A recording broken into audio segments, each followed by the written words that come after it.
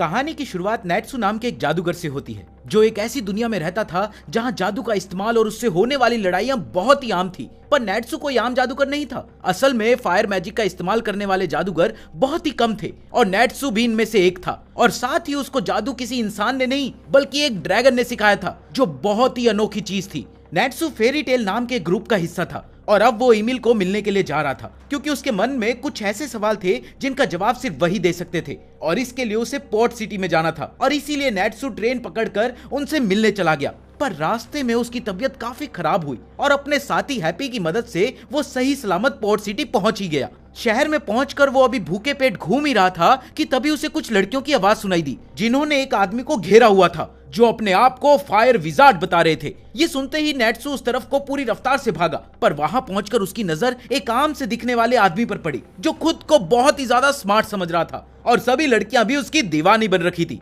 पर नेट्सू को उसमें कोई खास दिलचस्पी नहीं थी और उसका मानना था कि ये आदमी जादूगर कम और जोकर ज्यादा लग रहा था। पर नेट्सू की ये बात आसपास खड़ी लड़कियों को बिल्कुल पसंद नहीं आई और उन्होंने नेट्सू को पकड़कर पीटना शुरू कर दिया। पर तभी उस आदमी ने उन्हें रोककर नेट्सू को एक ऑटोग्राफ दिया।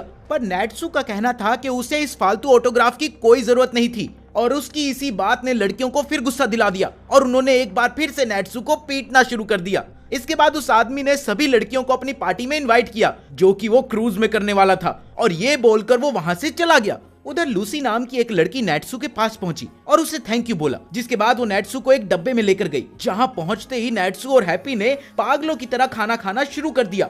और वही लूसी ने बताया कि वो आदमी लड़कियों को बहकाने के लिए एक जादू का इस्तेमाल कर रहा था ताकि वो फेमस हो सके। पर नेट्सू की वजह से वो लड़की उस जादू से बच सकती थी और इसीलिए उसने नेट्सू और हैप्पी के सारे खाने का बिल भरने का फैसला किया। ऐसी लड़कियां हमें क्यों नहीं मिलती यार। अपने बारे में बताते हुए उसने बताया कि वो भी एक जादूगर ही थी और जल्द ही एक ग्रुप का हिस्सा बनना चाहती थी क्योंकि जब तक एक जादूगर किसी ग्रुप का हिस्सा नहीं बन जाता था तब तक उसे एक जादूगर नहीं माना जाता था और इसीलिए वो फेरी टेल को ज्वाइन करना चाहती थी। पर उसे इसके बारे में कोई आइडिया नहीं था और उधर नेट्सू का सारा ध्यान सिर्फ खाने पर था। इसीलिए लूसी बिल भरने के बाद वहां से चली गई। थोड़ी देर बाद जब लूसी एक बेंच पर बैठी हुई थी तभी वो आदमी एक बार फिर से वहां पहुंच गया और इस बार उसका कहना था कि वो लूसी को पर्सनल इनविटेशन देने के लिए आया था। पर लूसी को उसके बारे में पता था और इसलिए उसने पार्टी में आने से मना कर दिया। पर लूसी को मनाने के लिए उस आदमी ने एक और झूठ बोला कि वो फेरी टेल के ग्रुप का मेंबर था और वो सिफारिश लगाकर लूसी को भी फेरी टेल का हिस्सा बनवा सकता था। ये सुनते ही लूसी की खुशी का ठिकाना नहीं रहा और वो तुरंत ही पार्टी में जाने के लिए तैयार हो गई। उसी रात नेट्सू और हैप्पी दूर खड़े होकर शिप पर चल रही पार्टी को देख रहे थे और नेट्सू को तो शिप को देखकर ही चक्कर आ रहे थे और वहीं दूसरी तरफ शिप पर उस आदमी ने लूसी से बात करते हुए उसे बेहोश करने की कोशिश करी। पर लूसी ने खुद को संभालते हुए उस आदमी को दूर रहने को कहा और तभी उसकी नजर बाकी लड़कियों पर पड़ी जो पहले से ही बेहोश हो चुकी थी और अब कुछ आदमी सभी लड़कियों को उठाकर कहीं ले जा रहे थे। अपने आप को मुसीबत में देखते ही लूसी ने अपनी जादू की चाबियां निकाल तो ली पर उस आदमी ने एक ही बारी में उन्हें लूसी से छीनकर पानी में फेंक दिया। लूसी को यकीन नहीं हो रहा था कि उसके सामने खड़ा आदमी फेरी टेल का हिस्सा था और अब फेरी टेल का हिस्सा बनने का उसका मन पूरी तरह से बदल चुका था। तभी छत तोड़ते हुए नेट्सू भी वहां पहुंच गया पर इससे पहले कि वो कुछ कर पाता शिप पर पहुंचते ही उसकी तबीयत फिर से खराब हो गई और वो नीचे गिर गया। तभी हैप्पी जो ठीक शिप के ऊपर उड़ रहा था उसने तुरंत ही लूसी को उठाया और उड़ने लगा। जादूगर ने उसे रोकने की कोशिश तो करी पर हैप्पी ने उसके सभी हमलों से खुद को बचा लिया। लेकिन तभी हैप्पी का जादू खत्म हो गया और उसके पंख गायब हो गए जिस वजह से वो दोनों सीधा पानी में जाकर गिरे। उधर शिप पर जादूगर और उसके आदमियों ने मार मार कर नेट्सू का तो भूत ही बना दिया था। पानी में गिरते ही लूसी ने फटाफट से अपनी जादू चाबियां ढूंढी और एक चाबी की मदद से वाटर स्पिरिट को बुलाया जिसने बाहर आते ही लूसी को चाबी ध्यान से रखने की चेतावनी दी। इसके बाद लूसी ने वाटर स्पिरिट से शिप को किनारे पे ले जाने को कहा और ये सुनते ही स्पिरिट ने एक इतनी तेज लहर बनाई जिसने शिप के साथ साथ लूसी और हैप्पी को भी किनारे पर पहुंचा दिया और वो खुद इसके बाद गायब हो गई। किनारे पर पहुंचते ही नेट्सू शिप से बाहर निकला और उसने उस जादूगर को सब कुछ सच सच बताने को कहा पर जवाब देने के बजाय उसने अपने आदमियों को नेट्सू पर हमला करने के लिए भेज दिया जिन्हें नेट्सू ने एक ही थप्पड़ में नीचे गिरा दिया।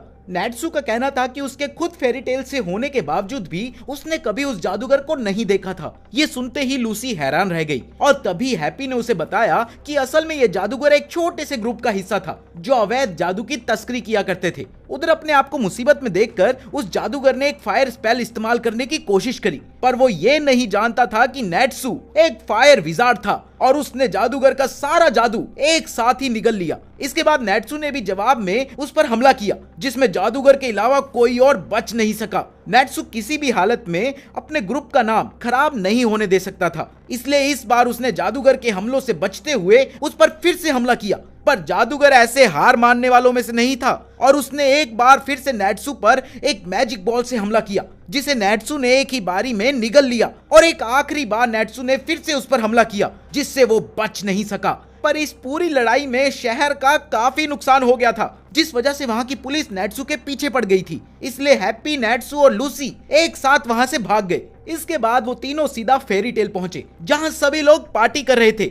पर नेट्सू ने अंदर घुसते ही अपने एक साथी को पीटना शुरू कर दिया, क्योंकि उसी ने ईमेल के बारे में उसे गलत जानकारी दी थी। और देखते ही देखते उस जगह पर मौजूद सभी फेरी टेल के मेंबर उस लड़ाई में कूद गए। ये सब देखकर लूसी काफी घबरा गई थी, पर तभी उसी ग्रुप की एक मेंबर मीरा ने उसे बताया कि अक्सर लड़ाई के दौरान ऐसा ही होता है। और जल्द ही मीरा भी नेट्सू द्वारा फेंके गए एक आदमी के नीचे आ गई। अब लड़ाई इतनी बढ़ चुकी थी कि सभी ने जादू का इस्तेमाल करना शुरू कर दिया था। पर तभी एक बहुत बड़ी परछाई उन सभी के बीच में आ गई और उसने सभी को शांत रहने को कहा, और ऐसा ना करने पर उसने नेट्सू को अपने पैर से कुचल दिया। इसके बाद उस परछाई की नजर लूसी पर पड़ी और उसने लूसी से फेरी टेल ज्वाइन करने के बारे में पूछा, और वो परछाई तुरंत ही एक छोटा सा आदमी बन गई, जिसका नाम था मैक, और वो फेरी टेल का लीडर भी था। मैक ने बड़े ही प्यार से लूसी का फेरी टेल में स्वागत किया। इसके बाद उसने बैल्कनी में कूदकर सब पर चिल्लाना शुरू कर दिया, क्योंकि फेरी टेल के सभी मेंबर्स जिस भी शहर में जाते थे वहां तोड़फोड़ मचा देते थे। और यही बताते हुए मैक ने सभी को कुछ कागज दिखाए, जिनमें मैजिक काउंसिल में उन सभी के खिलाफ करी गई कंप्लेंट्स थी। पर उन सबको रोकने की बजाय मैक ने सभी को अपने दिल की सुनने को कहा। उसका मानना था कि सभी जादूगर जंगली जानवरों की तरह होते हैं, जिन्हें काबू में नहीं रखा जा सकता था। इसके बाद लूसी को भी फेरी टेल का मार्क मिल गया और वो तुरंत ही नेट्सू की तरफ भागी, जो एक बोर्ड के सामने खड़ा होकर अपने अगले मिशन को ढूंढ रहा था। तभी एक बच्चा भागते हुए मैक के पास पहुंचा और उसने अपने पिता के बारे में पूछा, जो कई दिनों से गायब थे। मैक ने उसे वापस घर जाने को कहा, पर उस बच्चे का कहना था कि उसके पिता को 4 दिन पहले वापस आ जाना चाहिए था, और वो मैक के मुंह पर मुक्का मारकर वहां से भाग गया। नेट्सू भी वहीं पास में खड़ा हुआ था और उसने ये सब कुछ सुन लिया था, जिसके बाद अब उसका अगला मिशन उस बच्चे के पापा को ढूंढना ही था, और वो तुरंत ही अपना सामान लेकर वहां से निकल गया।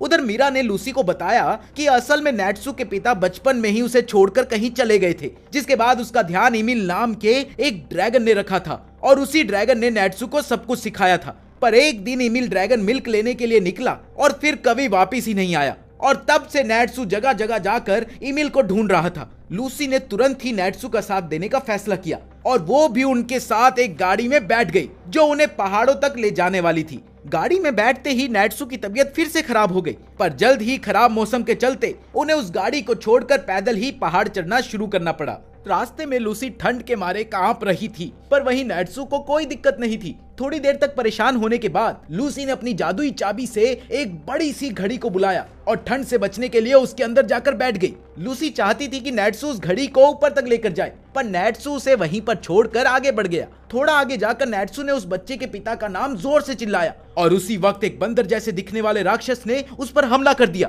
इस जानवर को वोल्केन कहा जाता था। इससे पहले कि नेट्सू कुछ कर पाता, वो वोल्केन लूसी को उठाकर भागने लग गया। ये देखते ही नेट्सू ने उसका पीछा करना शुरू किया, जिसके बाद वो एक गुफा में पहुंच गया। पर गुफा में पहुंचते ही वहां जमी बर्फ की वजह से वो वहीं फिसल गया। खुद को संभालने के बाद नेट्सू ने उस वोल्केन से मिकल नाम के आदमी के बारे में पूछा, और हैरानी की बात यह थी कि वोल्केन को सच में कुछ पता था, और उसने नेट्सू को गुफा के दरवाजे की तरफ इशारा करते हुए कुछ कहने की कोशिश करी। पर जैसे ही नेट्सू दरवाजे के पास पहुंचा, तो उस वोल्केन ने पीछे से उसे लात मारकर खाई में गिर दिया। ये क्या था भाई? लूसी तुरंत ही नेट्सू को देखने के लिए भागी, पर उसे दूर दूर तक कुछ दिखाई नहीं दिया। इसलिए वोल्केन से लड़ने के लिए लूसी ने अपने चाबी का इस्तेमाल करके एक मिनियोटोर को बुलाया, जिसने बाहर आते ही लूसी के साथ फ्लर्ट करना शुरू कर दिया। और जैसे ही वो मिनियोटोर उस वोल्केन के साथ लड़ने ही वाला था, नेट्सू भी वहां पहुंच गया और उसने मिनियोटोर को एक लात मारकर बेहोश कर दिया। नेट्सू को अपने सामने देखकर लूसी काफी हैरान हुई, और पूछने पर नेट्सू ने उसे बताया कि असल में हैप्पी ने उसे बचाया था। इसके बाद वोल्केन और नेट्सू के बीच लड़ाई शुरू हुई, जहां वोल्केन ने नेट्सू को मारने की कोशिश तो करी, पर हर बार नेट्सू उसे हरा देता था। इसने उसने मिनियोटोर की कुल्हाड़ी उठाकर नेट्सू पर हमला करना शुरू कर दिया। नेट्सू सभी हमलों से बच रहा था, पर तभी पैर फिसलने की वजह से वो नीचे गिर गया और इसी का फायदा उठाते हुए उस वोल्केन ने फिर से उस पर हमला करने की कोशिश करी। पर नेट्सू ने ऐन वक्त पर कुल्हाड़ी को पकड़ लिया और अपने अंदर की गर्मी से उस कुल्हाड़ी को थोड़ा सा पिघला दिया और उसकी बूंदों को पीकर उसने एक आखिरी बार वोल्केन पर हमला किया और उसे हरा दिया। इसके बाद नेट्सू ने उस वोल्केन से सवाल करने की कोशिश करी, तभी वो वोल्केन एक आदमी में बदल गया। लूसी को तो समझ ही नहीं आ रहा था कि उसने अभी अपनी आंखों से क्या देखा था, पर तभी हैप्पी ने सभी को बताया कि वोल्केन बहुत ही शातिर राक्षस थे और वो किसी भी इंसान के शरीर पर कब्जा कर सकते थे और शायद मीकल के साथ भी कुछ ऐसा ही हुआ हो। थोड़ी देर बाद आंखें खुलने पर मीकल ने नेट्सू का धन्यवाद किया और उसने बताया कि वो 19 वोल्केन्स को हरा चुका था, लेकिन जब उसका ध्यान नहीं था तो 20वें वोल्केन ने उस पर हमला कर दिया। लूसी ये सब सुनकर काफी डर गई थी। इसके बाद वो सभी वापस से अपने शहर पहुंच गए, जहां मीकल आखिरी बार अपने बेटे से मिला और नेट्सू और लूसी अपने फेरी टेल में चले गए। फेरी टेल का हिस्सा बनने के बाद लूसी ने उसी शहर में एक घर किराए पर ले लिया था, जहां एक दिन नेट्सू बिना बताए पहुंच गया और थोड़ी देर वहां टाइम पास करने और लूसी की सारी काबिलियत जानने के बाद उसने लूसी के साथ टीम बनाने की बात करी, जिस पर हैप्पी ने उसे बताया कि फेरी टेल का एक ग्रुप होने के बावजूद भी उसके अंदर की कई अलग अलग टीम्स थी, पर नेट्सू के पास अभी भी कोई टीम बनाने के लिए नहीं था। ये सुनते ही लूसी काफी खुश हुई और वो तुरंत ही नेट्सू के साथ टीम बनाने के लिए तैयार हो गई और जिसके बाद उन्होंने अपने पहले मिशन के बारे में बात करी और उनका पहला मिशन था पास ही के शहर में एक अमीर आदमी के घर से एक किताब चुराकर उसे जलाने का। ये सुनते ही लूसी ने सवाल किया कि आखिर नेट्सू इस बेकार से मिशन को क्यों करना चाहता है, जिस पर नेट्सू ने उसे बताया कि उन्हें ये काम करने के लिए पैसे मिलने वाले थे और पैसों की बात सुनते ही लूसी भी तुरंत इस मिशन के लिए तैयार हो गई। इसके बाद नेट्सू ने बताया कि लूसी ही इस मिशन का अहम किरदार होने वाली थी, क्योंकि वो आदमी बहुत ही ज्यादा ठरकी था और फिलहाल वो लूसी जैसे दिखने वाली मेड की तलाश में था और अब लूसी का काम था उसके घर में मेड बनना। इसके बाद वो लोग अपने मिशन के लिए दूसरे शहर में पहुंचे, जहां पहुंचते ही नेट्सू और हैप्पी तो एक ढाबे में खाना खाने के लिए पहुंच गए, पर लूसी किसी काम से उन्हें वहीं छोड़कर निकल गई और उनका खाना खत्म होते होते लूसी भी वापस आ गई और इस बार वो पूरी तरह से मेड बन चुकी थी, लेकिन बहुत ही सुंदर मेड, जिसे देखते ही नेट्सू और हैप्पी पागल हो गए। इसके बाद तीनों उस आदमी के पास पहुंचे जो उन्हें इस मिशन के पैसे देने वाला था और मिलने के बाद उस आदमी ने उन्हें बताया कि उसने मिशन का दाम 10 गुना बढ़ाने का फैसला लिया है, पर उन्हें घर में घुसकर उस किताब को पूरी तरह से जलाना था। ये सुनते ही वो तीनों पागल हो गए थे, यहाँ तक कि नेट्सू तो पूरे घर को ही आग लगाने को तैयार था। पर तभी लूसी ने उस आदमी से पूछा कि आखिर वो इस किताब को खत्म क्यों करना चाहता है, जिस पर उसका जवाब था कि वो नहीं चाहता कि वो किताब किसी भी गलत इंसान के हाथ लगे। इसके बाद वो लोग उस आदमी के घर से निकलकर नौकरी मांगने के लिए गए, जहां लूसी काफी देर तक दरवाजे पर खड़े होकर आवाज लगाती रही, पर किसी ने भी दरवाजा नहीं खोला। लेकिन तभी जमीन के नीचे से एक बहुत ही बड़ी और मोटी औरत निकली और उसने लूसी से पूछा कि क्या वो यहाँ मेड की नौकरी के लिए आई थी। हाँ में जवाब देने पर उस घर का मालिक भी जमीन के नीचे से निकलकर बाहर आया और थोड़ी देर तक लूसी को घूरने के बाद उसने उसे नौकरी पर रखने से साफ मना कर दिया, क्योंकि उसके मुताबिक लूसी दिखने में बहुत ही बेकार थी और वो सिर्फ सबसे सुंदर लड़कियों को ही काम पर रखता था। उसके ये बात कहते ही जमीन के नीचे से कुछ काफी बदसूरत लड़कियां निकली जो उस आदमी के ऊपर चिपक गई। इसके बाद उस आदमी ने एक बार फिर से लूसी को बदसूरत कहा और वापस अपने घर में चला गया।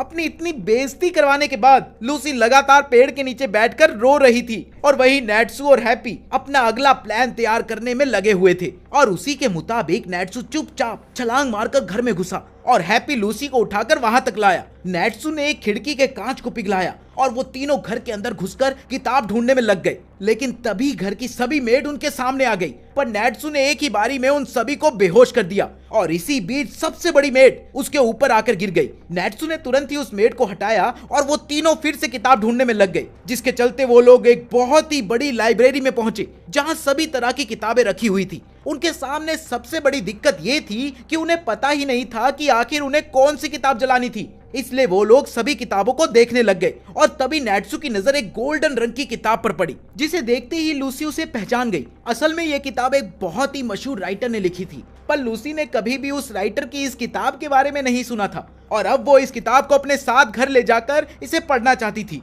पर तभी नेट्सू ने उसे उनके मिशन के बारे में याद दिलाया पर लूसी का मानना था कि यह किताब किसी बहुत बड़ी चीज की चाबी हो सकती थी और इसीलिए वो इसे जलाना नहीं चाहती थी। पर यह सुनने के बाद नेट्सू ने सीधा उसे बुक के साथ जलाने की धमकी दे दी। तभी उस घर का मालिक भी वहां पहुंच गया और उसने उन दोनों से पूछा कि क्या वो उसके घर में सिर्फ एक फालतू किताब के लिए घुसे थे। ये सुनने के बाद लूसी समझ गई थी कि उस आदमी को इस किताब के बारे में कुछ नहीं पता था और इसीलिए उसने उस आदमी से किताब साथ ले जाने के बारे में पूछा, जिस पर उसने फिर से लूसी को बदसूरत कहकर साफ मना कर दिया। अरे भाई, ये क्या चाहता आदमी। लेकिन नेट्सू अभी भी लूसी से जलाने के लिए किताब मांग रहा था, जिस पर लूसी ने दोनों को चुपचाप खड़े रहने को कहा और वो खुद वहीं बैठकर किताब पढ़ने लग गई। उन दोनों से परेशान होने के बाद आखिरकार उस आदमी ने अपने किराए के गुंडों को आवाज लगाई और दो आदमी उनके सामने आ गए। किताब पढ़ते हुए लूसी को एहसास हुआ कि उस किताब में कुछ सीक्रेट्स छुपे हुए थे और उसने नेट्सू को उन आदमियों का ध्यान रखने को कहा और खुद को एक कमरे में बंद करके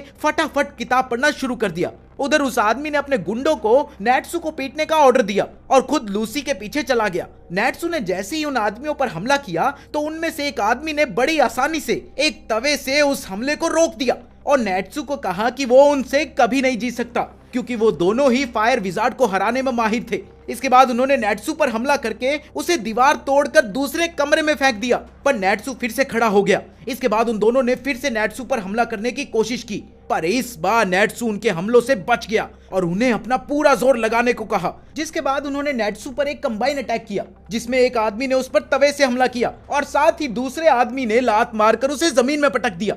लेकिन नेट्सू इस बार भी वापस अपने पैरों पर खड़ा हो गया। इसके बाद नेट्सू ने अपने फायर स्पेल से उन दोनों पर हमला किया, जिसके लिए वो पहले से ही तैयार थे और इसीलिए उन्होंने अपने तवे से उस पूरे जादू को अब्सॉर्ब करके वापस नेट्सू की तरफ भेज दिया। और अब उन्हें लग रहा था कि उन्होंने नेट्सू को खत्म कर दिया होगा, पर वो ये देखकर हैरान हो गए कि नेट्सू ने सारा जादू पी लिया था और अब उसने दुगनी ताकत से उन पर हमला किया, जिससे वो दोनों राख में बदल गए और इस सब में घर से धुआं निकलने लग गया। उन दोनों गुंडों को हराने के बाद नेट्सू हैप्पी और लूसी को ढूंढने लग गया, जो उस आदमी से लड़ने में लगी हुई थी। लूसी ने उस आदमी को हराने की बहुत कोशिश करी, पर उसने लूसी के हाथ मोड़कर उसे पीछे से पकड़ लिया और तभी हैप्पी ने लूसी के बचाव में आकर उस आदमी के मुंह पर लात मारी और जल्द ही हैप्पी का जादू खत्म होने की वजह से वो सीधा नाली में जाकर गिरा। उधर लूसी ने अपनी जादुई चाबी निकालकर उस आदमी को डराने की कोशिश तो करी, पर उसने इसके जवाब में जादू का इस्तेमाल करके जमीन से निकल कर उस पर हमला करना शुरू कर दिया। उस आदमी ने लूसी से बुक के अंदर छुपे राज के बारे में पूछा, पर लूसी ने उसे कुछ भी बताने से साफ इनकार कर दिया। इसके बाद उस आदमी ने बताया कि असल में उसने उस बुक के राइटर को उसके बारे में एक किताब लिखने को कहा था, जिसके लिए उसने साफ इनकार कर दिया और इसीलिए उसने राइटर को एक जेल में बंद करके उससे जबरदस्ती एक किताब लिखवाई जो बिल्कुल ही बेकार थी और इसीलिए उस किताब को कभी भी छापा नहीं गया था। पर लूसी का मानना था कि वो किताब जितनी दिखती थी उससे कई ज्यादा अच्छी थी। असल में वो राइटर भी एक विजार्ड ही था और उसने इस बुक को लिखने के लिए जादू का इस्तेमाल करा था और इसे सिर्फ वही पढ़ सकता था जो अपना पूरा ध्यान इस पर लगा सके। ये सुनते ही वो आदमी काफी डर गया। उसे लगा कि शायद राइटर ने उसके खुफिया मिशन के बारे में बुक में लिखा था और इसीलिए उसने एक बार फिर अपनी पूरी जान लगाकर उस बुक को छीनने की कोशिश करी, जिसमें वो नाकाम रहा। इसके बाद आखिरकार लूसी ने अपनी चाबी से एक विजार्ड को बुलाया, जिसके हाथ में कैंचियां थी और जो खुद को एक केकड़ा समझता था। उधर उस आदमी के पास भी जादुई चाबियां थी और उसने भी उनका इस्तेमाल करके अपनी उसी बड़ी मेड को बुलाया, पर इस बार उसके साथ नेट्सू भी वहां पहुंच गया, जिसे इस तरह से आते देख लूसी बहुत हैरान हुई। सवाल करने पर नेट्सू ने जवाब दिया कि उसने मेड को पकड़ लिया था, जिस वजह से वो उसके साथ वहां पहुंच गया। नेट्सू ने जैसे ही मेड के ऊपर से छलांग लगाई तो उस मेड ने नेट्सू पर हमला करने की कोशिश करी, जिससे वो आसानी से बच गया और उसने फायर स्पेल से उस मेड को खत्म कर दिया। और वहीं लूसी ने उस आदमी को पकड़कर क्रैब मैन के पास फेंका, जिसने अपनी कैंचियों से उसे एक हेयर कट दे दिया। उस आदमी को हरा कर वो लोग उस घर के गिरने से पहले वहां से निकलकर अपने कॉन्ट्रैक्टर के पास पहुंचे, जो किताब को देखकर काफी हैरान हुआ क्योंकि उसने किताब को जलाने को कहा था। पर लूसी ने उसे बताया कि वो जानती है कि वो कॉन्ट्रैक्टर ही उस किताब के राइटर का बेटा था और वो किताब उसी के बारे में लिखी गई थी, लेकिन वो ये समझ नहीं पा रही थी कि आखिर वो उसे जलाना क्यों चाहता है। जिस पर उस आदमी ने उन्हें बताया कि एक दिन उसके पिता अचानक से गायब हो गए और 3 सालों बाद लौटने पर उन्होंने बताया कि उन्होंने हाल ही में दुनिया की सबसे घटिया किताब लिखी थी और अब इसके बाद वो कभी कुछ नहीं लिखना चाहते थे और इसीलिए उन्होंने अपना एक हाथ काट लिया, जिसके बाद उन्हें हॉस्पिटल में एडमिट कराया गया। पर उनका बेटा अभी भी उनसे गुस्सा था क्योंकि वो 3 साल तक गायब थे और थोड़ी ही देर बाद उनकी मौत हो गई। पर काफी लंबे समय तक वो अपने पिता से नाराज ही रहा और कुछ समय बाद उसने उनके लिए कुछ करने का फैसला किया और इसीलिए वो इस किताब को खत्म करना चाहता था। पर लूसी ने एक आखिरी बार कॉन्ट्रैक्टर को उस किताब को खोलने को कहा और कॉन्ट्रैक्टर के किताब खोलते ही किताब के सभी अक्षर रीअरेंज हो गए। असल में वो किताब सिर्फ एक लेटर थी जो राइटर ने अपने बेटे के लिए लिखी थी। ये देखते ही वो आदमी रोने लग गया और नेट्सू ने कॉन्ट्रैक्टर को बताया कि उसे उन्हें कोई पैसे देने की जरूरत नहीं थी क्योंकि उन्होंने अपना काम पूरा नहीं किया था और ये बोलकर वो वहां से जाने लगा। पर लूसी ये देखकर हैरान थी कि नेट्सू इतने बड़े इनाम को मना कैसे कर सकता है। पर नेट्सू ने उसे चुपचाप वहां से चलने को कहा और बाद में उसे बताया कि असल में वो आदमी बहुत ही गरीब था और उसने एक बहुत बड़े घर को किराए पर लिया था क्योंकि कोई भी उसके इस काम को करने के लिए तैयार नहीं था। इसके बाद वो दोनों वापस अपने घर के लिए निकल गए और रास्ते में थकने के बाद लूसी ने फिर से अपनी घड़ी को बुला लिया ताकि वो आराम से उसमें बैठ के जा सके। तभी उन्हें झाड़ियों के पीछे से कुछ आवाज आई और नेट्सू बिना कुछ सोचे लड़ाई करने के लिए उसमें कूद गया। पर असल में उन झाड़ियों के पीछे कोई दुश्मन नहीं बल्कि फेरी टेल का एक और जादूगर था जिसका नाम था ग्रे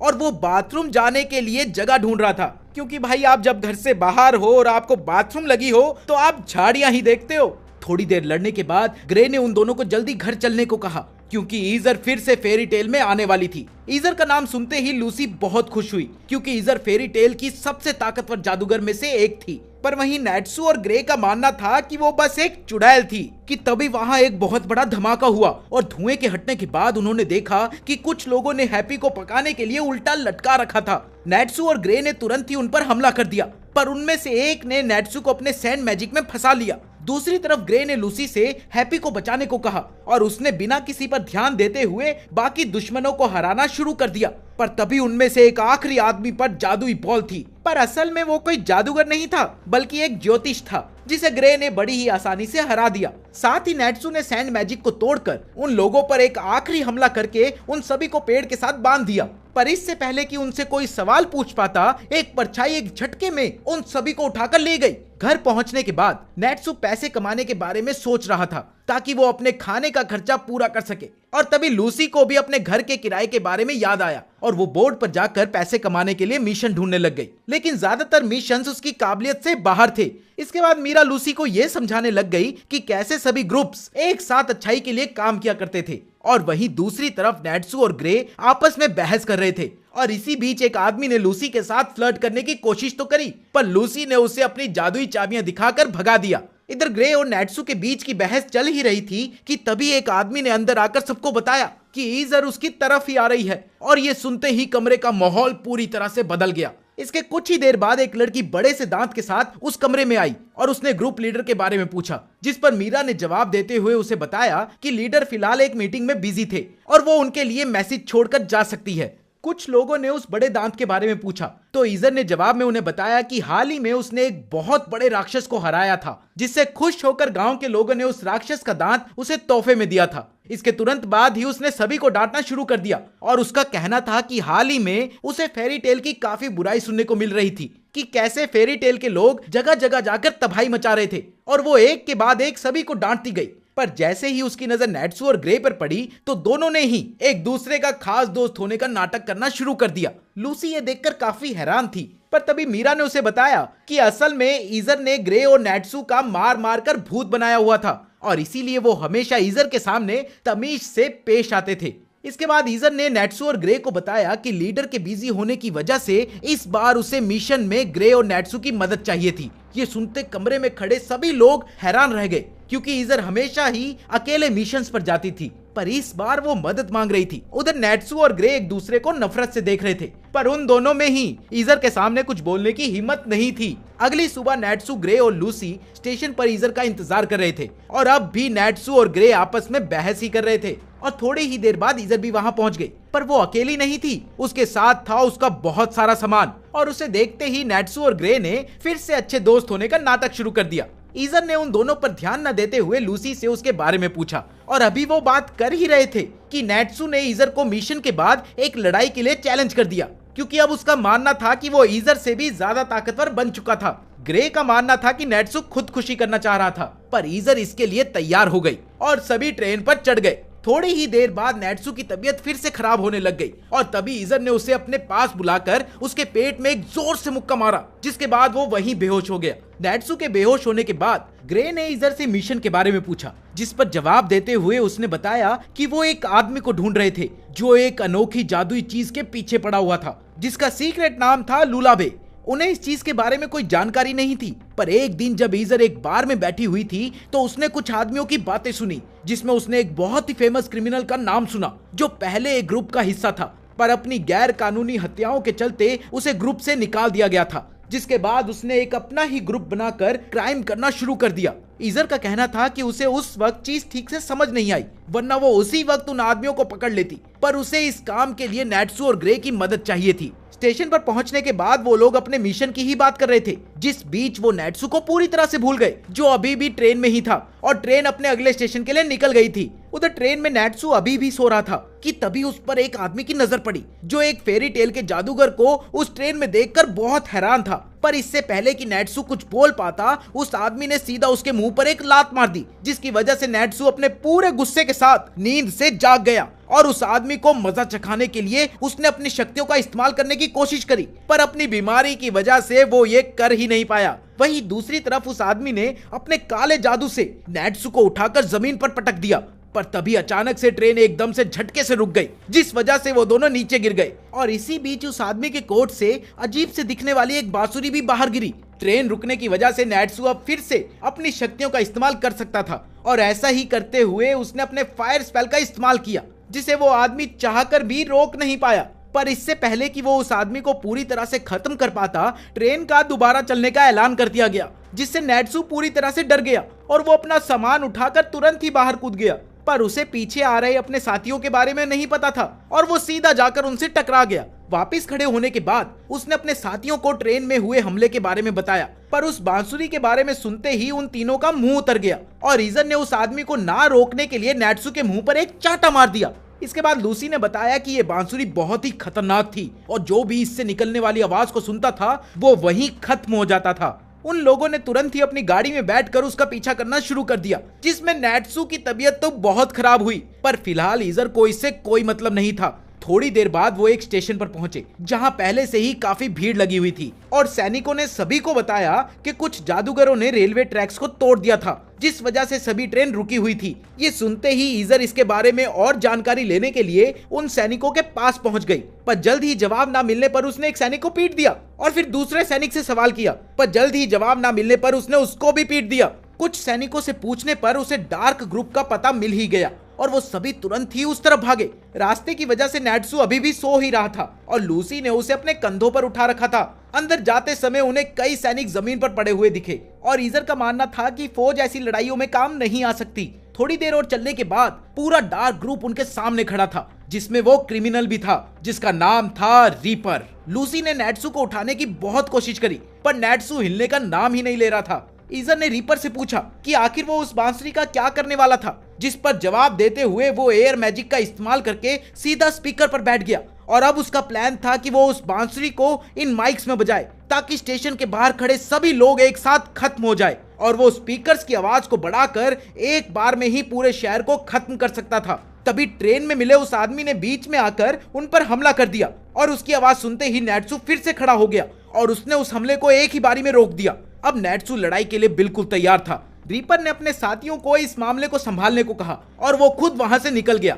ये देखते ही ईजर ने नेट्सू और ग्रे को रीपर का पीछा करने को कहा और वो खुद बाकी सभी को संभालने वाली थी। ईजर से ऑर्डर मिलते ही वो दोनों रीपर के पीछे भागे, लेकिन डार्क ग्रुप के दो लोग उनका भी पीछा कर रहे थे। उधर ईजर ने अपनी तलवार निकालकर पूरे डार्क ग्रुप को सरेंडर करने को कहा, पर तभी सभी ने उस पर एक साथ हमला कर दिया, लेकिन ईजर को इससे कोई फर्क नहीं पड़ा और उसने सभी को हराना शुरू कर दिया। कुछ लोगों ने उस पर जादू का इस्तेमाल करने की कोशिश भी करी, पर ईजर बड़ी आसानी से उन हमलों से बचकर अपना हथियार बदल बदल कर उन्हें मार रही थी, जिसे देखकर सभी लोग हैरान थे, क्योंकि किसी ने भी ईजर जैसी जादूगर नहीं देखी थी जो इतनी आसानी से अपने हथियार बदल सकती हो। लूसी भी कुछ समझ नहीं पा रही थी। तभी हैप्पी ने उसे बताया कि असल में ईजर एक साथ कई हथियार रख सकती थी, पर कोई भी जादूगर उन्हें ईजर से तेज नहीं बदल सकता था। ईजर को देखकर लूसी को भी जोश आ गया और उसने भी अपनी चाबियों की मदद से फिर से क्रैबमैन को बुला लिया, जिसे देखते ही सबने उस पर हमला कर दिया। पर क्रैब मैन ने अपनी कैंचियों से सभी के हथियार और बॉल बीच में से काट दिए। पर अभी भी कई लोग बचे हुए थे और अब ईजर ने ये लड़ाई खत्म करने का फैसला कर लिया था, जिसके बाद उसने अपना रूप बदल लिया, जिसमें वो सुंदर के साथ साथ बहुत ही ज्यादा ताकतवर भी लग रही थी। रूप बदलने के बाद उसने कई तलवारों से डार्क ग्रुप पर हमला किया और देखते ही देखते सभी को हरा भी दिया। पर अभी भी 2 लोग बचे हुए थे, जिनमें से एक ने ईजर पर हमला करने की कोशिश करी, पर ईजर ने उसे एक ही बारी में हरा दिया। अपने साथियों का ये हाल देखकर आखिरी बचे हुए आदमी ने अपनी जान बचाने के लिए भागना शुरू कर दिया, पर ईजर ने लूसी को उसे पकड़कर मारने को कहा। अब तक ईजर काफी थक चुकी थी, इसलिए उसने स्टेशन की छत पर चढ़कर सभी लोगों को खुद को फटाफट अपने घरों में बंद करने को कहा और भागने को कहा, ताकि सभी अपनी जान बचा सके। ईजर की ये बात सुनते ही सभी लोगों ने अपने घर की तरफ भागना शुरू कर दिया। उधर नेट्सू और ग्रे अभी भी रीपर का पीछा कर रहे थे और उन्हें रास्ते में एक ऐसा मोड़ मिला जिसके बाद उन्हें अलग होना ही पड़ा। उस रास्ते में आगे बढ़ने पर ग्रे एक कमरे में पहुंचा जो खाली था, पर तभी एक मम्मी मैजिशियन ने उस पर हमला कर दिया। ग्रे ने पहले तो कुछ हमलों से खुद को बचाया, पर फिर उसने भी वापस लड़ने का फैसला कर लिया और एक ही हमले में उस मम्मी को नीचे गिरा दिया। तभी ग्रे को शक हुआ कि शायद डार्क ग्रुप का असल प्लान कुछ और ही होगा, इसलिए उसने मम्मी से इस बारे में पूछा, जिस पर उस मम्मी ने हंसकर कहा कि अब तक विंड बैरियर फैल चुका होगा और वो लोग अब कुछ नहीं कर पाएंगे।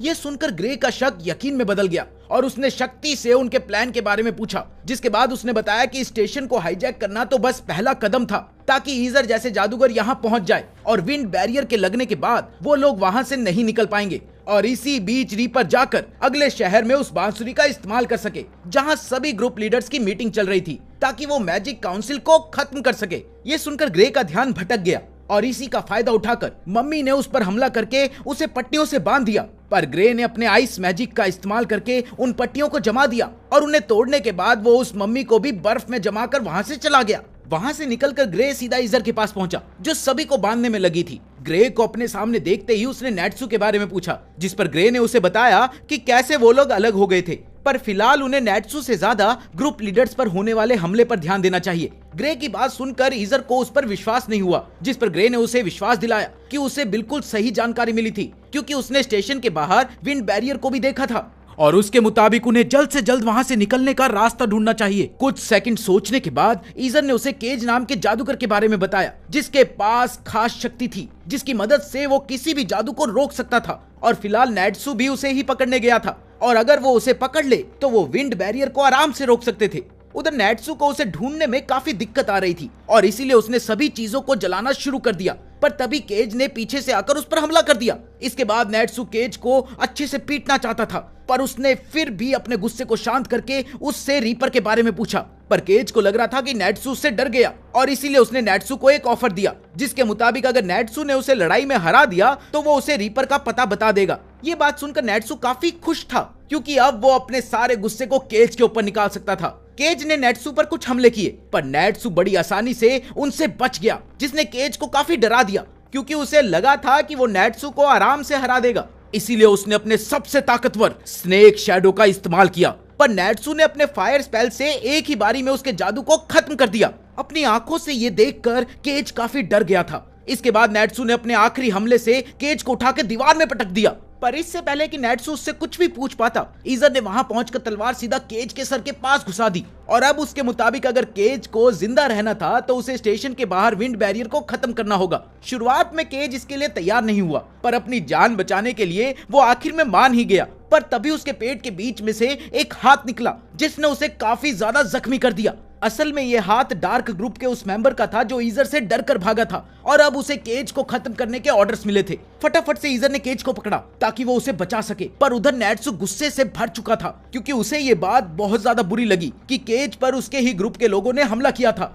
और उसने इस गुस्से में उस जादूगर को इतने तेज मुक्का मारा कि वो एक ही बारी में बेहोश हो गया। उधर ईजर किसी भी हालत में केज को बचाना चाहती थी, पर उसकी लाख कोशिशों के बाद भी केज को होश नहीं आया और अब उन्हें विंड बैरियर से निकलने के लिए कोई दूसरा रास्ता ढूंढना था और ईजर के मुताबिक कोई भी इस विंड बैरियर को तोड़ नहीं सकता था। पर नेट्सू को उसकी बातों से कोई फर्क नहीं पड़ता था और उसने अपने फायर पंच से उसे तोड़ने की कोशिश करी, पर वो बैरियर की रफ्तार की वजह से सीधा जाकर पीछे गिर गया। नेट्सू इतनी आसानी से हार मानने वालों में से नहीं था और उसने अगले कुछ पलों में कई बार कोशिश करी, पर हर बार उसके साथ यही होता रहा। काफी चोट आने के बावजूद उसने एक आखिरी बार कोशिश करने का फैसला किया, पर तभी लूसी ने पीछे से आकर उसे पकड़ लिया। लूसी के पकड़ते ही नेट्सू को याद आया कि कैसे वो उस मोटी मेड का हाथ पकड़कर टेलीपोर्ट हो गया था, और जब उसने लूसी को ये बात याद दिलाई तो उसने नेट्सू को बताया कि वो फिलहाल ऐसा नहीं कर सकते थे, क्योंकि इसके लिए उनमें से एक का पहले से बाहर होना जरूरी था।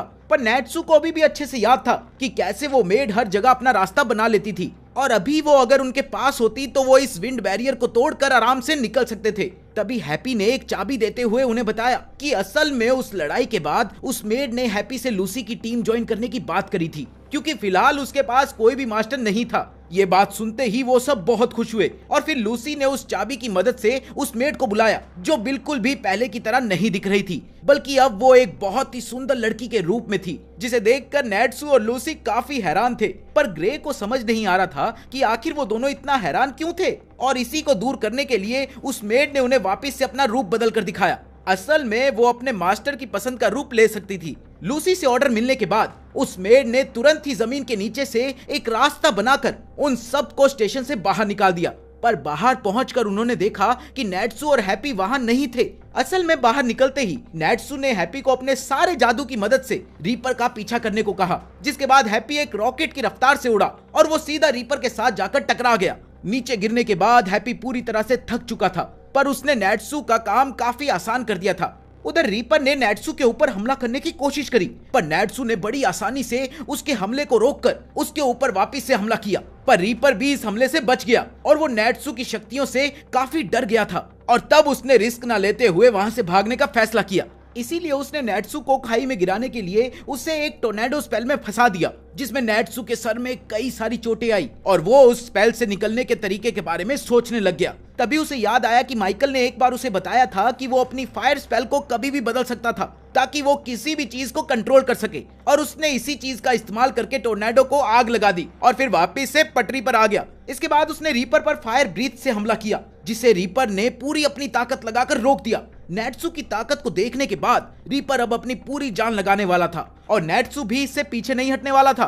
तभी रीपर ने अपने आसपास एक हवा का कवच बना लिया, जिसे नेट्सू ने अपनी आग से तोड़ने की कोशिश तो करी, पर तेज हवाओं के चलते उसकी आग वहीं बुझ गई। तभी रीपर ने नेट्सू को अपनी हार मानने को कहा, क्योंकि उसके मुताबिक वो उसके विंड मैजिक को कभी नहीं हरा सकता था। इसके बाद रीपर ने नेट्सू पर कई हमले किए, जिनसे नेट्सू बच तो गया, पर उसके पास अभी भी रीपर के जादू का जवाब नहीं था, और उसकी हर कोशिश नाकाम साबित हो रही थी। इसके बाद रीपर ने नेट्सू को खत्म करने के लिए एक आखिरी हमला किया, जिसे नेट्सू रोक नहीं पाया, और वो सीधा जमीन पर गिर गया।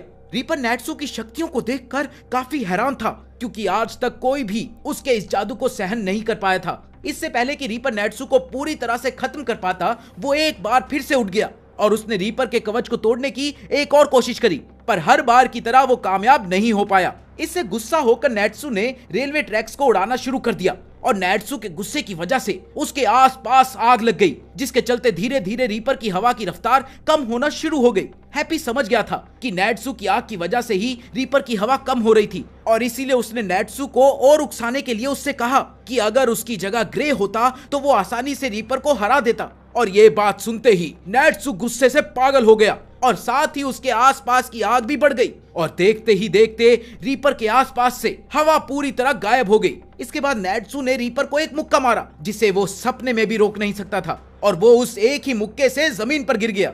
थोड़ी ही देर बाद ईज़र, लूसी और ग्रे भी वहां पहुंच गए, और उनके साथ केज भी था, जो रीपर को उस हालत में देखकर काफी हैरान था, और उसे विश्वास नहीं हो रहा था कि उनके ग्रुप के सबसे ताकतवर जादू को नेट्सू ने अकेले हरा दिया था। ईज़र ने उन्हें बताया कि वो लोग जल्द से जल्द जाकर ग्रुप लीडर्स को इस हमले के बारे में बताएंगे, पर इससे पहले कोई इसका जवाब दे पाता, केज उनकी गाड़ी और उसकी बांसुरी को उठाकर वहां से भाग गया। सभी ने उसका पीछा तो किया, पर वो उनसे पहले ही मैक के पास पहुंच गया, जो उस वक्त एक जंगल में किताब पढ़ रहे थे। अपने सामने मैक को देखकर केज को लगा कि शायद ये उसके लिए बिल्कुल ठीक मौका होगा, और उसने मैक के लिए बांसुरी बजाने की बात करी। मैक का मानना था कि वो बांसुरी दिखने में बेहद ही बदसूरत थी, पर केज को इन बातों से कोई फर्क नहीं पड़ता था, और मैक को मनाने के लिए उसने कहा कि एक जादूगर के लिए बांसुरी बजाना उसके लिए बहुत ही बड़ी बात होगी। जिसके बाद मैक उसकी बांसुरी सुनने के लिए तैयार हो गया, उसी वक्त नेट्सू और उसके साथी भी वहां पहुंच गए, पर बाकी ग्रुप मास्टर्स ने उन्हें वहीं रुककर तमाशा देखने को कहा। उधर मैक ने पूरे कॉन्फिडेंस से केज को बांसुरी बजाने को कहा,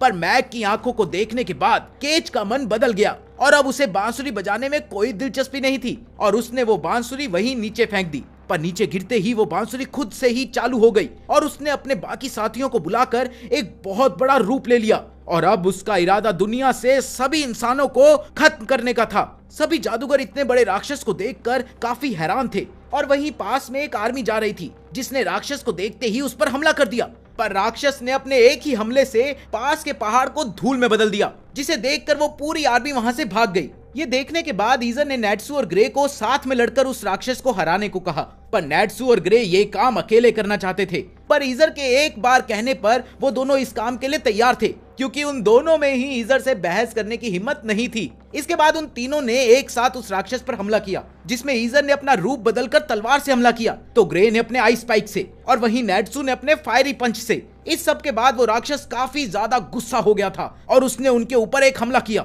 जिसे उन लोगों ने आराम से डोज करके वापिस राक्षस पर हमला कर दिया।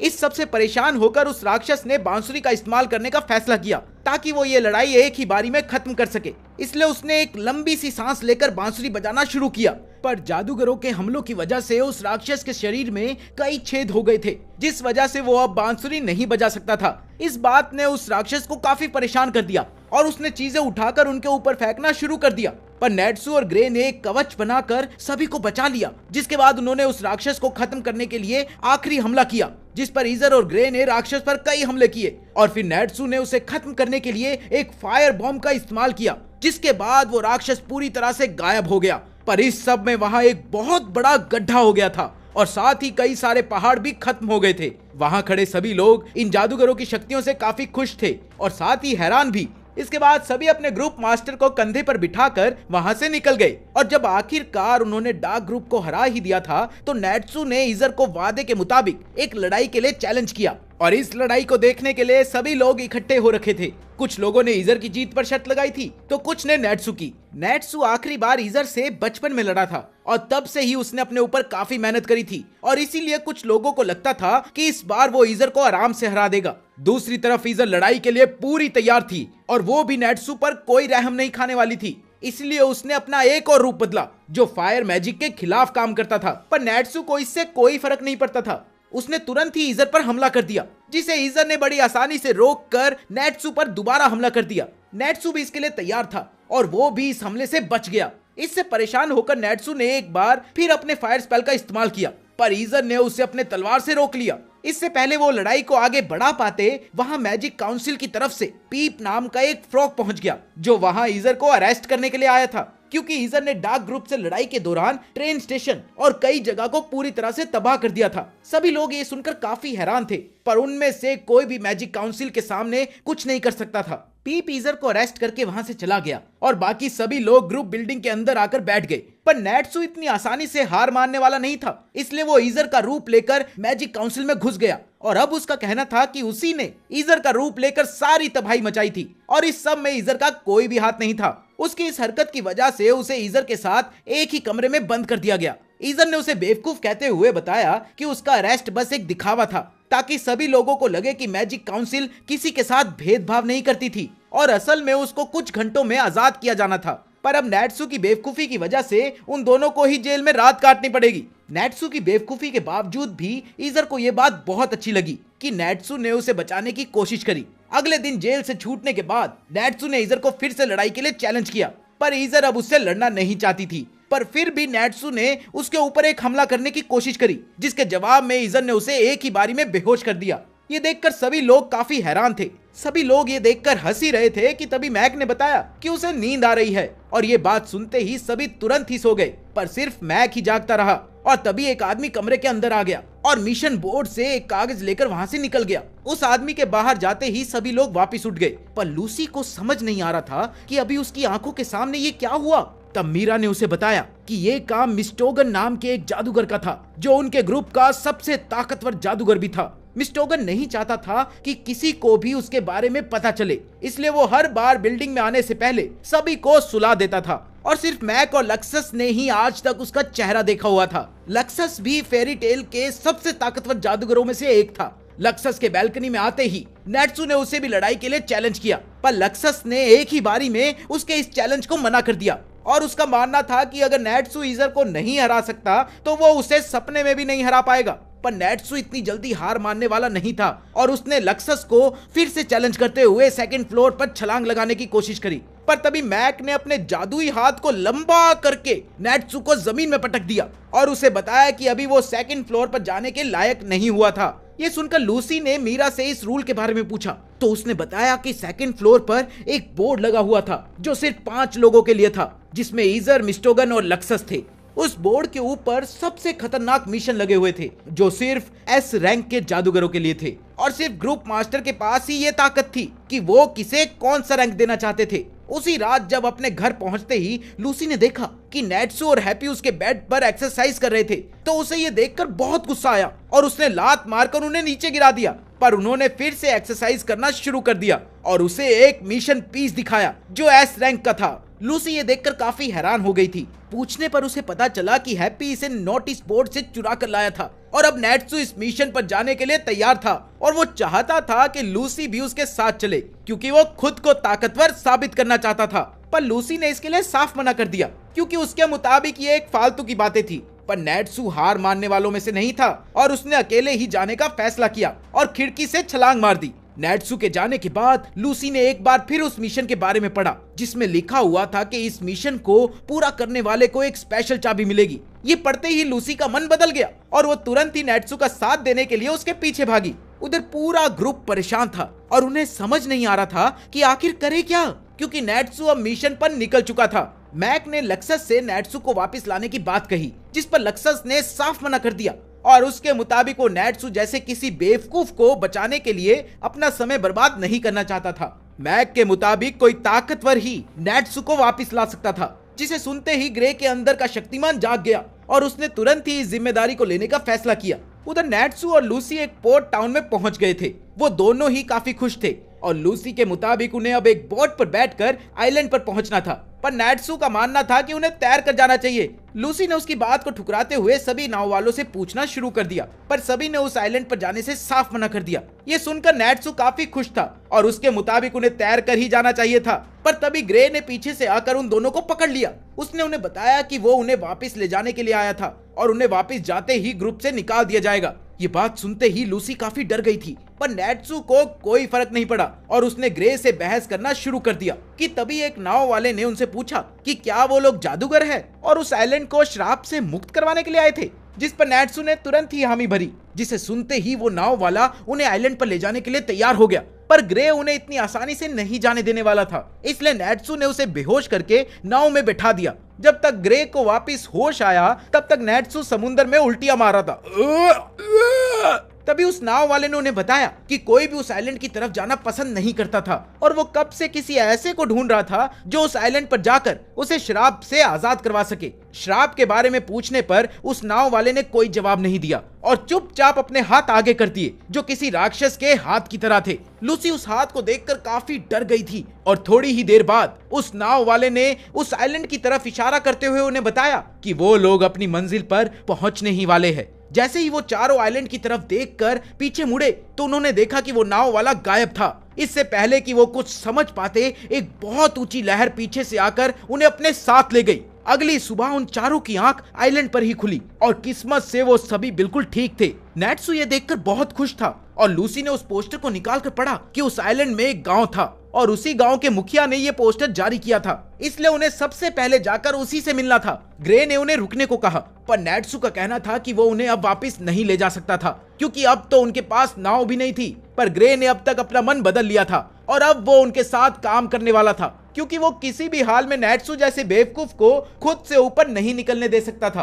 पूरे दिन लगातार चलने के बाद वो लोग रात को उस गांव के दरवाजे पर पहुंच ही गए, जहां कुछ सैनिकों ने उनसे उनके बारे में पूछा। अपने आप को फेरी टेल का हिस्सा बताने पर उन्हें अपने ग्रुप साइन दिखाने को कहा गया क्योंकि किसी ने भी उनके आने की जानकारी गांव वालों को नहीं दी थी और साइन दिखाने के बाद ही उनके लिए गेट खोला गया। अंदर जाने पर उस गांव के मुखिया ने उनका स्वागत किया और इस मिशन को चुनने के लिए उनका धन्यवाद भी किया। श्राप के बारे में बताने से पहले उस मुखिया ने सभी गांव वालों को अपनी शॉल हटाने को कहा। गांव वालों के शॉल हटाते ही वो चारों हैरान रह गए, क्योंकि उन सभी के शरीर का कोई ना कोई हिस्सा ठीक उस नाव वाले की तरह ही खराब था। ग्रे ने उनसे पूछा कि क्या उन्हें पूरा भरोसा है कि ये सब किसी बीमारी की वजह से नहीं बल्कि उस शराब की वजह से ही हुआ था। जिस पर जवाब देते हुए उन्होंने बताया कि उन सभी ने कई सारे डॉक्टर से बात करी थी, पर किसी को भी ऐसी बीमारी के बारे में कुछ नहीं पता था। साथ ही उन गांव वालों ने उन्हें बताया कि ये आइलैंड कई सालों से चांद की रोशनी के नीचे ही था, पर कुछ समय पहले चांद का रंग पर्पल में बदल गया और तब से ही इस शराब की शुरुआत हुई थी। और इसीलिए उन गांव वालों का मानना था कि इस सब के पीछे चांद का ही हाथ था। थोड़ी देर बाद बादलों के हटते ही लूसी की नजर पर्पल रंग के चांद पर पड़ी और तभी एक बहुत ही दर्दनाक तरीके से सभी गांव वालों का रूप बदल गया और वो लोग अभी भी अपने पूरे होश में थे। इसके बाद उनके मुखिया ने उन्हें बताया कि कई बार ऐसे ही रूप बदलने के बाद कुछ लोग अपना होश खो बैठते थे और अपने ही लोगों पर हमला करना शुरू कर देते थे और इसीलिए उन्हें रोकने के लिए गांव वालों को उन्हें जान से मारना पड़ता था। तभी मुखिया ने उन्हें अपने बेटे की फोटो दिखाई, जिसके साथ भी ठीक ऐसा ही हुआ था। फोटो देखते ही वो चारों काफी घबरा गए थे, क्योंकि उस फोटो में कोई और नहीं बल्कि वही नाव वाला था। मुखिया का मानना था कि उन्हें इस शराब को खत्म करने के लिए चांद को ही तबाह करना पड़ेगा। मुखिया की इस बात पर ग्रे और लूसी को तो कुछ समझ ही नहीं आया। इसके बाद उन्हें खाना और रहने के लिए जगह दी गई, पर उधर नेट्सू चांद को तबाह करने का पूरा हिसाब लगा चुका था। पर ग्रे ने उसे शांति से सोने को कहा, क्योंकि अगले दिन उन्हें बहुत ज्यादा काम था। अगले दिन वो अपने काम पर निकल गए और श्राप से डरते हुए लूसी ने फिर से अपनी घड़ी को बुला लिया। और वहीं दूसरी तरफ ग्रे और नेट्सू बिना किसी डर से आगे बढ़ ही रहे थे कि तभी उन्हें धरती हिलने का एहसास हुआ और पीछे मुड़कर देखने पर उनकी नजर एक बहुत बड़े चूहे पर पड़ी, जिसके चेहरे पर एक अजीब सी मुस्कुराहट थी। ग्रे ने तुरंत ही अपने आगे एक कवच बना लिया, पर उस चूहे ने उनके ऊपर एक अजीब से बदबू वाले पानी से हमला किया, इसलिए उनके पास वहां से भागने के अलावा कोई और चारा नहीं था। उस चूहे ने भी उनका पीछा करना शुरू कर दिया, इसलिए ग्रे ने एक बर्फ का फ्लोर बना दिया, जिस पर वो चूहा फिसल फिसल कर नीचे गिर गया और उसके गिरते ही ग्रे और नेट्सू ने उसे मारना शुरू कर दिया। तभी लूसी की नजर एक बिल्डिंग पर पड़ी और उसका मानना था कि उन्हें उसके अंदर जाकर छुप जाना चाहिए, पर नेट्सू और ग्रे चूहे को पूरी तरह से खत्म करना चाहते थे और आखिर में वो लोग उस बिल्डिंग के अंदर पहुंच ही गए, जहां दीवारों पर चांद की तस्वीरें बनी हुई थी। लूसी ने उन्हें ध्यान से चलने को कहा, पर नेट्सू किसी को न सुनते हुए अपने पैर को जोर जोर से जमीन पर मारने लग गया, जिसके चलते वो अचानक से ही टूट गया और वो सभी नीचे गिर गए। होश संभालते ही नेट्सू कोई नई चीज ढूंढने के लिए भाग गया, जिस वजह से ग्रे और लूसी को भी उसका पीछा करना पड़ा। थोड़ा चलने के बाद उनकी नजर एक बर्फ में जमे हुए एक राक्षस पर पड़ी, जिसे देखते ही ग्रे तो कांपने लग गया। लूसी के शांत करने के बाद उसने बताया कि उस राक्षस का नाम डेलियोरा था, जो अपनी तबाही के लिए जाना जाता था, पर उसे बिल्कुल नहीं पता था कि वो आखिर यहाँ क्या कर रहा था। तभी उन्हें कुछ आवाजें सुनाई दी, जिन्हें सुनते ही वो लोग एक पत्थर के पीछे जाकर छुप गए। थोड़ी देर बाद वहां दो लोग पहुंचे और उनके पीछे पीछे एक लड़की भी वहां आई, जिसने उन दोनों को बताया कि उनके एरिया में कुछ घुसपैठिए आ रखे हैं, जिन्होंने उनके चूहे को भी चोटिल कर दिया था। उन दोनों ने ही फटाफट से घुसपैठियों को खत्म करने का फैसला किया और वहां से चले गए। ग्रे अब तक बहुत चौकन्ना हो गया था और उसने बताया कि इस राक्षस ने लाखों लोगों को मारा था और इसे कैद करने के लिए ग्रे के मास्टर ने अपनी कुर्बानी दी थी और वो किसी भी हालत में उसे बर्बाद नहीं होने दे सकता था। अभी वो लोग राक्षस को देख ही रहे थे कि तभी नेट्सू ने ऐलान किया कि वो अकेले ही उस राक्षस को खत्म करेगा। पर इस बार ग्रे बिल्कुल भी मजाक के मूड में नहीं था और उसने एक ही बारी में नेट्सू को मुक्का मारकर दूर फेंक दिया, क्योंकि वो लोग इस बर्फ को पिघलाकर जोखिम नहीं ले सकते थे। ग्रे ने फैसला किया कि वो लोग रात होने तक यही इंतजार करेंगे, क्योंकि उसके मुताबिक चांद का पर्पल होना और इस राक्षस का यहाँ होना दोनों आपस में जुड़े हुए थे। नेट्सू दुश्मनों का पीछा करना चाहता था, पर आखिर में वो वहीं सो गया और बाकियों की मदद करने के लिए लूसी ने अपनी चाबियों का इस्तेमाल करके एक परी को बुलाया, जिसने म्यूजिक बजाकर सभी को सुला दिया। रात होने पर उन सभी की आंख धरती के हिलने से खुली और उन्होंने देखा कि उस राक्षस के ठीक ऊपर एक पर्पल रंग की रोशनी थी। ग्रे काफी घबरा गया था और उसने सभी को उसका पीछा करने को कहा, क्योंकि उन्हें किसी भी हालत में इस रोशनी का जरिया ढूंढना था। ऊपर पहुंचने पर उनकी नजर कुछ लोगों पर पड़ी, जो वहां खड़े होकर कोई जादू कर रहे थे। उन्हें देखते ही ग्रे समझ गया था कि चांद की रोशनी किसी भी जादू को खत्म कर सकती थी और ये लोग उसी की मदद से उस राक्षस को आजाद करने की कोशिश कर रहे थे। नेट्सू बीच में कूदकर उन्हें रोकना चाहता था और ग्रे ने उसे ऐसा करने से रोक दिया क्योंकि नीचे दिखे दोनों लोगों ने घुसपैठियों को ढूंढने का प्लान कैंसिल कर दिया था और अब उनके साथ एक और आदमी था जिसका नाम ग्रे ने लियोन बताया और वो ग्रे के मास्टर का ही स्टूडेंट था और एक समय पर ग्रे का बहुत अच्छा दोस्त भी। ग्रे को बिल्कुल नहीं समझ आ रहा था कि आखिर लियोन यहाँ क्या कर रहा है। तभी लियोन के साथियों ने उसे श्राप को रोकने के लिए गांव वालों द्वारा चलाए गए मिशन के बारे में बताया, जिस पर लियोन ने सभी गांव वालों को जान से मारने को कहा ताकि कोई भी उनके मिशन को खराब न कर सके। ग्रे ये सब देखकर काफी हैरान था, पर नेट्सू के सब्र का बांध अब टूट गया था और उसने तुरंत ही चिल्लाकर सभी को बता दिया कि असल में वही घुसपैठिया है जिसे वो लोग ढूंढ रहे थे और वो अकेला ही सबको हरा देगा। सभी उसके हाथ पर बने साइन को देखते ही समझ गए थे कि वो फेरी टेल का हिस्सा है, पर लियोन ने अपने साथियों को समय न बर्बाद करते हुए सभी गांव वालों को जल्द से जल्द खत्म करने को कहा। नेट्सू तुरंत ही हमला करने के लिए आगे बढ़ा, पर उससे ज्यादा गुस्से से भरे ग्रे ने उसे पहले ही अपने आइस मैजिक से दुश्मनों को पीछे ढकेल दिया। लियोन ने भी जवाब में उसी मैजिक का इस्तेमाल किया। लियोन ने एक बार फिर अपने साथियों को गांव वालों को खत्म करने को कहा और जैसे ही नेट्सू उन्हें रोकने के लिए उनकी तरफ बढ़ा तो लियोन ने अपने आइस मैजिक से उसे वहीं जमा दिया। उसने आइस मैजिक से लूसी को भी रोकने की कोशिश करी, पर इस बार ग्रे ने उससे पहले लियोन पर हमला कर दिया, जिससे लियोन को आइस कवच से रोकना पड़ा। इसने लूसी और हैप्पी को वहां से निकलकर दुश्मनों का पीछा करने का मौका दे दिया। नेट्सू ने एक बार फिर से लियोन को लड़ने के लिए चैलेंज किया, जिसने ग्रे को और गुस्सा दिला दिया और उसने नेट्सू को पहाड़ से नीचे गिरा दिया ताकि वो उनकी लड़ाई के बीच आकर चोटिल ना हो जाए। उधर नेट्सू ने अपने फायर मैजिक से उस बर्फ को पिघालने की बहुत कोशिश करी, पर उसका कोई फायदा नहीं हुआ और इसीलिए उसने ऐसे ही पैदल जाकर गांव वालों को बचाने का फैसला किया।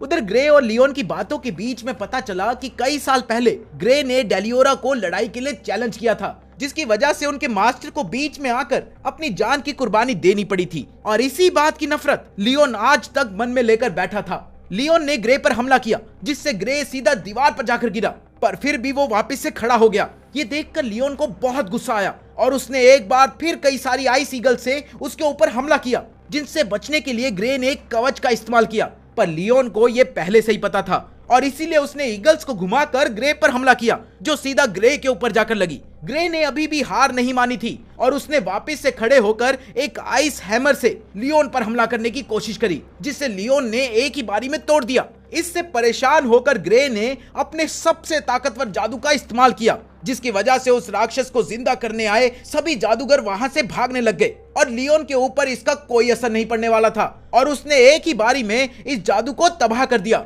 लियोन ने ग्रे से हार मानने को कहा और फिर अपने आइस ड्रैगन से उसके ऊपर हमला कर दिया। ग्रे भी अड़ियल था, वो इतनी जल्दी हार नहीं मानने वाला था और उसकी इसी बात ने लियोन को गुस्से से भर दिया, जिसके बाद उसने अलग अलग जादू से उसके ऊपर हमला करना शुरू कर दिया। उधर ग्रे अपने आप को बचा भी नहीं रहा था, क्योंकि उसके मन में अभी भी ये बात चल रही थी कि उसकी वजह से उसके मास्टर को अपनी जान की कुर्बानी देनी पड़ी थी। पर तभी लियोन ने उसे बताया कि वो सिर्फ इस चीज को तब ही खत्म कर सकता है जब वो डेलियोरा को फिर से जिंदा करके उसे हरा दे, जो लगभग नामुमकिन था। बाकी चैनल को लाइक और सब्सक्राइब करना मत भूलना यार। तो मिलते हैं अगली वीडियो में।